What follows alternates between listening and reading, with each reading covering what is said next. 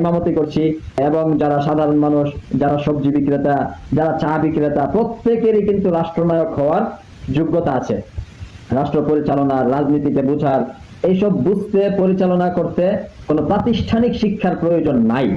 আপনি দেখেন এই যে সরকার, এই সরকারে কিন্তু সব বড় বড় প্রাতিষ্ঠানিক শিক্ষায় শিক্ষিতদেরকে নেওয়া হয়েছে। প্রাতিষ্ঠানিক শিক্ষায় শিক্ষিত যারা, তাদের আন্ডা কাটা। একজন পুরুষের যদি পুরুষাঙ্গ কেটে ফেলা হয়, তাহলে তার পক্ষে যেমন বাচ্চা জন্ম দেওয়া সম্ভব হয় না, ঠিক তেমনি ভাবে যারা ডক্টর, যারা উচ্চতর ডিগ্রি প্রাপ্ত, তাদের যে মনুষ্য গুণ, সেগুলোকে ধাপে ধাপে ক্লাস 8 পর্যন্ত একরকম, ক্লাস 10 পর্যন্ত একরকম, অনার্স মাস্টার্স পর্যন্ত একরকম, আর ডক্টরটা হচ্ছে চূড়ান্ত পর্যায়ে তাকে তার মনুষ্যত্বের শক্তিটাকে নষ্ট করে ফেলা।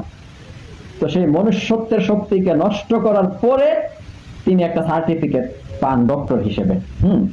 তো দেখেন এখানে কিন্তু প্রাতিষ্ঠানিক শিক্ষার বাইরে